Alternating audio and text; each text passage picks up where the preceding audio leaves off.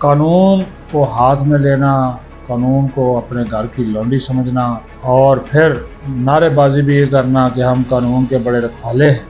अडयाला के बाहर धरना देना है और उस वक्त तक धरना देना है जब तक इमरान खान को ये रिहा नहीं करते। अलीमा खान जो इमरान खान की बहन है वो मंसूबा बना रही हैं कि किस तरह इमरान खान को जेल से निकाला जाना है। शिबली फराज साहब के घर पे सीरिये तजावुज़ात ख़त्म करने जाती है, वो आगे से उसको सियासी इंतकामी कार्रवाई करार दे देते हैं। बिस्मिल्लाहिर्रहमानिर्रहीम। जमहूर की आवाज़ M2M उर्दू पर आप देख रहे हैं।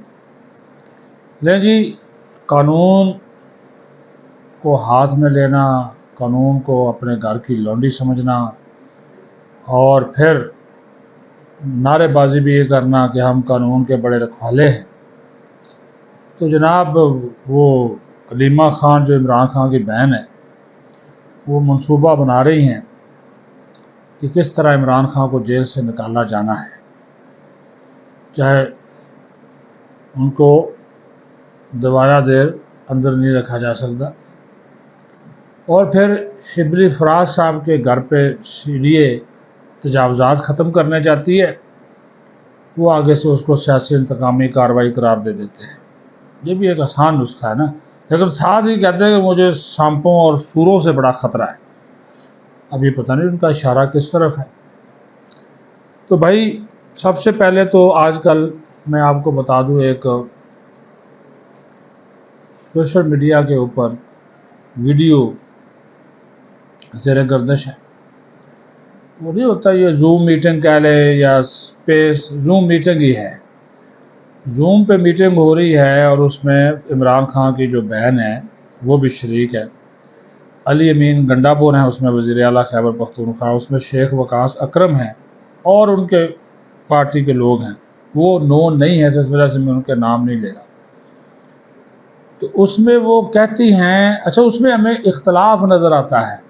अली अमीन गंडापुर कहता है जी इमरान खान जो है वो जिस तरह उसकी जज्बाती बातें होती हैं कि इमरान खान हमें कॉल दे तो फिर हम जनाब चल सो चले, हम अपने वो क्या कहते हैं तमाम जनाब कश्तियाँ जलाकर आ जाएंगे अडयाला जेल के बाहर, और जब तक वापस नहीं जाएंगे जब तक इमरान खान नहीं छोड़ा, चाहे हमारी लाशें ही जनाब यहाँ पे क्यों ना पड़ी हो जाए।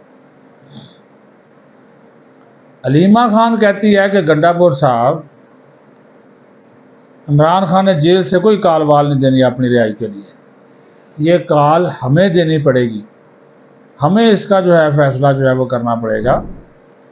उन्होंने कहा कि और वो और उनका ख़ानदान ये फ़ैसला, ये अलीमा खान कह रही कि वो और उनका ख़ानदान ये फ़ैसला कर चुके हैं कि अडयाला के बाहर धरना देना है और उस वक्त तक धरना देना है जब तक इमरान खान को ये रिहा नहीं करते, चाहे ये हमें वहाँ से उठाकर अडयाला जेल में ही ना क्यों ना डाल दें।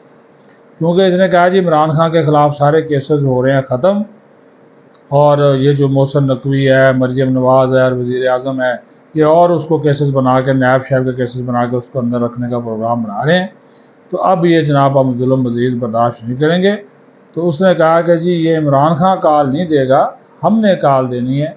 तो वो अच्छा गंडापुर सियाना आदमी है, उसने कहा जी अलीमा खान साहबा वो हमारी कॉल पे कौन आएगा, हमारी कॉल पे कोई नहीं आता, इमरान खान की कॉल पे लोग आते हैं, ये उसका हकीकत मालूम है। तो उसने कहा जी इमरान खान तो फिर कॉल देगा ही नहीं, मैं कॉल दूंगी। तो उसने कहा जी आप कॉल देकर देख लें। तो वो काफ़ी इनकी आपस में उधर जो है वो खैर बखैर हुई है। ये चीज़ें जो हैं कि अली अमीन गंडापुर कहता है जी फिर हम जब धरना देंगे तो वो कोई आम धरना नहीं होगा, वहाँ से हमारी लाशें उठेंगी। जब हम अडयाला जेल के लिए रवाना होंगे तो घर वालों को और बच्चों को बताएंगे कि खुदा हाफ़िज़, इमरान खान बाहर आएगा या फिर हमारे जनाजे पढ़ाए जाएंगे, हमने ज़िंदा नहीं आना, हमारी सिर्फ लाशें आएंगी। फिर तस्लीम ये करता है, ये मैं आपको उसके इक़्तिबास पढ़ के सुना रहा हूँ कि जनाब कारकुनों को धरने की कॉल इमरान खान को ही देनी पड़ेगी, हम सब कुछ कुर्बान करने के लिए तैयार हैं।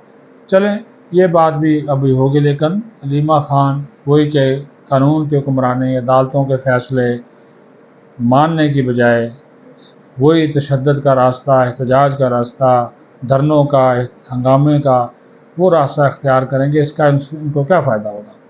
کوئی فائدہ نہیں ہوگا اس کا۔ قانون اپنا راستہ لے رہا ہے اور قانون کو اپنا راستہ لینے دیا جائے۔ اگر آپ قانون کے راستے میں رکاوٹ بنیں گے تو پھر ظاہر ہے قانون وہ رکاوٹیں دور بھی کرے گا۔